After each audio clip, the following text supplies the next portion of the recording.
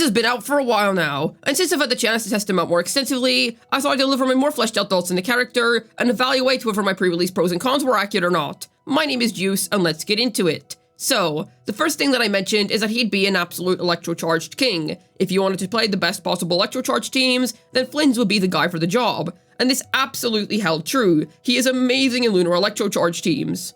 He absolutely fulfills his role of being the Lunar EC guy excellently. He feels extremely strong, and I'm personally very impressed with his output. I will say that his team as of now is quite rigid, because you're not really going to be using most Electrocharged teammates with him because you ideally want to be using a very specific set, that being Ino or Farina for your Hydro, Sucrose for your Animo for the EM share, and then ideally Ineffa for the final slot, but if you don't have her, then Fischl or Autodron can work just fine. So, you wouldn't really be using anybody else outside of those, but otherwise, even if you just use those components, you're going to be left with an extremely strong Electrocharged team. You will be happy with it. If you previously didn't have a good EC team, or you just wanted to upgrade your EC team, then he is going to feel amazing. He's also just a fantastic Electro DPS in general. If you're somebody that feels like they were lacking in that department and you really want a stronger Electro DPS to help you out, then Flins is absolutely the right man for the job. He is excellent in this aspect, and I'd say that he's a really good choice if you're looking for either just a good EC DPS, or if you just want a good Electro DPS in general. He is absolutely the Electrocharged King, and I personally cannot see him getting replaced in this role anytime soon. I did also mention that he would have very smooth gameplay, and I would say that this has definitely held true. In fact, something interesting has happened, because you actually can get 3 mini bursts in at C0 if you're good enough, so you don't actually only have 2 at C0, meaning that there's actually some skill expression to Flins. Not only that, but that doesn't actually devalue his C1 all that much, it's still ridiculously strong. So all around, he ends up being a character that's not only really cool in terms of gameplay, but he also feels super smooth, and he also ends up having some skill expression to him. He's overall just the entire package in this aspect, and personally I really enjoy his gameplay. It's very satisfying. Essentially, whenever you're playing him as a main DPS, you're generally going to be doing mini bursts with him. This means that you're going to do a small burst nuke with him, and then a couple seconds later, do another small burst nuke with him. And if you have C1, or if you're a good enough player at C0, you're even able to do 3 of those. That amount of damage adds up very quickly, so if you're somebody that likes seeing big nukes on their screen, then yeah, Flins is definitely going to be your style when it comes to gameplay. I also just personally think his gameplay is a lot of fun, I really enjoy it, so yeah, I absolutely think he was well made in that aspect. I also mentioned that he would have decent accessibility.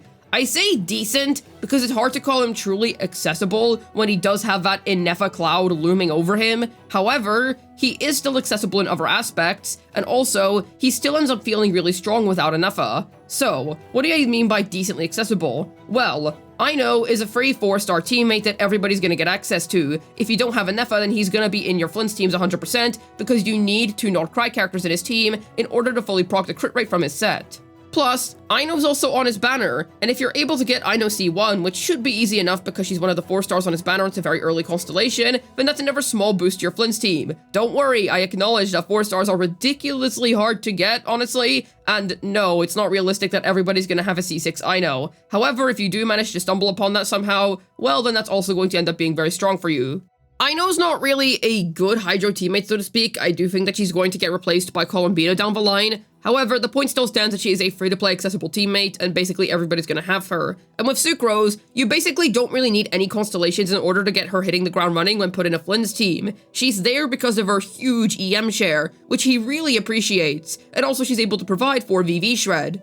So you're easily able to use Sucrose and Ino with him, and basically any 5-star stat stick weapon is gonna be good on him. There's also the fact that we have a Not Cry craftable that's really good on him at high refinements. So you have options with this guy. In terms of Ineffa, yes, that does kind of hamper his accessibility a bit, but you need to consider this. With Ineffa, I genuinely wouldn't be surprised if this guy was a top tier DPS. He is so strong, it is actually kind of ridiculous. So that means that his baseline is still really good. What this means is that even if you don't have his absolute best premium gear, he's still going to end up feeling very competent for you. Now, yes, he is really shielded in the Abyss now at the minute. There is a crazy buff for him active right now, so keep that in mind. His performance is really inflated at the minute, but even whenever that inflation leaves, he's still going to be a very competent and powerful unit. Yes, he's not going to be as strong as he would be without Ineffa, but he's still going to be good. You can always stick a C6 Fischl or an Autodron on the end of that team, and it's going to do just fine. Now, if you don't have full Fischl cons, I would recommend using Autodron instead. But if you do have full Fischl constellations, then I would say you could just use Fischl instead. Either way, they're both very strong final slot teammate options for Flins if you don't have Ineffa. So you do have options. It's not like you absolutely don't have any way that you can go about this. Therefore, I do believe that saying that he has decent accessibility does hold up. I do think that is a fair point to make, because he is decently accessible, and even if you don't have his best stuff, he's still going to perform quite well for you. And even as we transition into talking about his negatives, we still start off on a positive. Because here's the thing. Sure, he ideally wants Ineffa, but it's actually nowhere near as bad as I initially thought it was. He's still going to perform without her. You're not going to be getting his max potential, that's for sure, but you're still going to be doing well, because like I said, his baseline is just really high, and he's just inherently a very strong and good unit. So you're not really going to feel that disappointed with him if you pull him without Ineffa. Obviously, don't be expecting Muika or Skirk levels of performance, nothing like that, but basically nobody's reaching that level at the minute, let's be real. However, either way, you get the idea. He's still going to be good for you. And another thing is, you can just circumvent this by pulling for his C1. That's all you gotta do, just get his C1, and there you go. That is the same amount of golds that you would have originally pulled if you were going for Ineffa. So for those reasons, I personally think that while he does ideally really want that character, and don't get me wrong, I don't mean to undersell Ineffa for him. She is so good, it's ridiculous. It is a really big team damage increase. His C1 also just happens to be kind of stupidly broken for him, so you can actually just compensate for the lack of Ineffa with constellations. Keep in mind that that is not something that you can do with Skirk. Not having an Escoffier is genuinely just bricks for that character. I should also add that his own constellations are just really busted. You would ideally want to go up to his C2 before thinking of getting his signature weapon, and then get his weapon. Because the thing is that if you have something like Staff of the Scarlet Sands, you just kind of don't need to pull his Sig unless it's for style points, because genuinely it's just not that much worse. And then for other 5-star weapons, once again, they might not be as good as his Sig, but you don't really need them to be as good as his Sig. Anything's gonna work fine for you. I also mentioned how he had somewhat limited teammates, and I do think this holds true because generally you just have such a rigid setup that you want to use of his teams. And I do want to add something. It is really annoying how he just doesn't have a sustain if you're not using Ineffa. It's so irritating. And honestly, I have found myself trying to find other ways to slide a sustain into his team, but it just doesn't really work out. So you do gotta be playing on your A game, ideally, so that you don't get hit, or just take those Abyss cards that let you heal per chamber, so that you don't die when you're playing him, because it can be a little bit annoying at times. But otherwise, I would say his limited teammates aren't that much of a problem, because most of them are accessible. The only inaccessible teammate he has is Ineffa, and I'm gonna be honest, that is not really a tall ask in terms of investment. At least not in the long run if you're willing to commit to Flins. What I mean by this is that we're getting Columbina next. That is obviously going to be a huge upscale to his teams, I imagine. And then afterwards, there's probably going to be an Ineffa rerun sometime down the line. I'd say that if you commit to his line of investment, you're going to be very impressed with him by the end of Not Cry. He is going to be stupidly broken. You can mark my words on that. And finally, I mentioned that he'd be energy hungry. I'm gonna be honest, I just haven't really run into this problem with him that much. Granted, I have a decent amount of ER on him, so that makes sense. I've just built him adequately. But I find that if you just build enough ER, you're not really gonna find this to be a problem with him.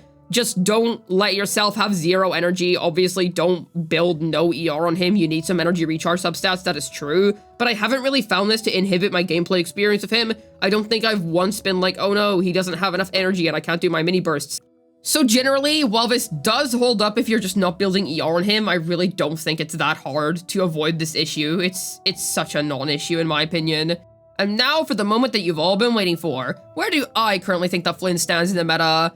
I honestly think that we have the new best Electro DPS in the game on our hands here, I genuinely do. Assuming that you have Ineffa, if you have all of his correct gear and investment, then yes, he is definitely going to be the best Electro DPS. And before you say that Varessa uses 4-star teammates, keep in mind that a lot of them want constellations, and getting 4-star constellations sure is a task. So, I would say that in terms of investment, he is definitely worth it. He's an awesome DPS. I cannot see him getting replaced in this role anytime soon, and he is very, very strong. His premium performance is absurd, and his non-premium performance is still pretty good. Good enough to justify getting him if you're somebody that's in need of what he offers. He's also just really handsome, and I think that matters a lot. True.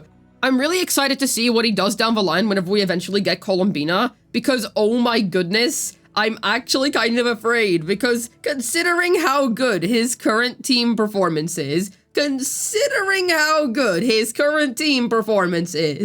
oh goodness, that is going to be exciting, let me tell you. I cannot wait to see that upscale for him, and I'm definitely going to be investing into that. That is going to be awesome, mark my words.